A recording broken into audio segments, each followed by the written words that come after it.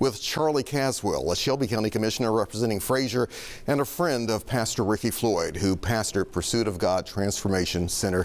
Charlie, thank you for being here on this very, very difficult day. It is. You and I spoke earlier this morning, and you had just seen Pastor Floyd yesterday at one of your events. Yeah, 3 hours at our kickoff district meeting about helping business owners in our community. And for those who know, again, what Pastor have done in our community around business and bought a shopping center, helping business owners, and just been such a major blessing. And on yesterday, just people he met yesterday, he took over to the strip mall to help them talk about setting up businesses there. So this is a tough loss for us.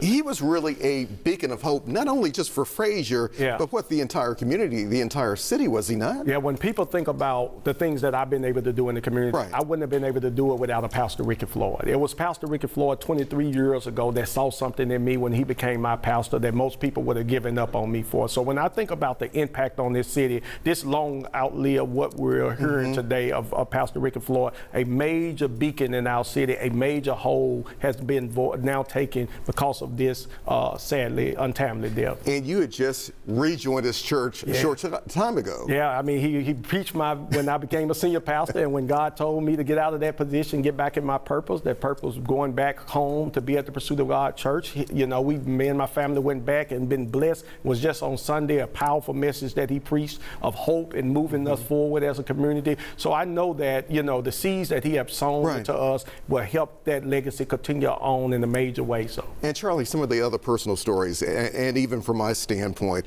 had a chance to interview him many, many times right here on WREG. And one of the many times, many years ago, I had a chance to go out to his church. He had helped a young man who had been in a lot of trouble, and he actually welcomed that young man into his home to become essentially a part of his family. Yeah, and that young man still is in our church 20-some years later, and that was a young man who was facing jail and again did something to his son, and Pastor forgave him and brought him in, and that's just the heart of the man who Pastor Ricky Floyd is. No matter how much you come against him or try to attack, he was that person still loved on you, and he gave to it hurt. And we many times had our conversations about it, you know, as a son and father, and he'll say, I love you regardless of what you do or what you have done. And he was that with me and many other people. That's why he's so loved in our community. And Charlie, where do you think that came from? Why do you think he was so motivated, so determined, not just to help a few folks, but to help out Memphis? Yeah, again, you got to know the story to know the glory. Many times people look at the glory of him being a pastor, but he was born out of a cornfield in Tunica, Mississippi, and knowing that coming from a poverty in the family, a single parent home, he loved because he didn't experience a lot of that early in his life. So he was giving back a lot from what he went through. When you look at a lot of the work I do around the Verse Childhood Experience, Pastor Floyd experienced a lot of that traumatic experience coming up. So he gave back because a lot was not given in his growing up. And so we got to be a blessing of what the devil meant for his bad, God turned it around for our good. I can see this has meant a lot for you. A lot of people, you go online, you go on social media, everybody has really, there's just been this outpouring of support, and everybody has been moved by this. I even can see that tear in your eye there.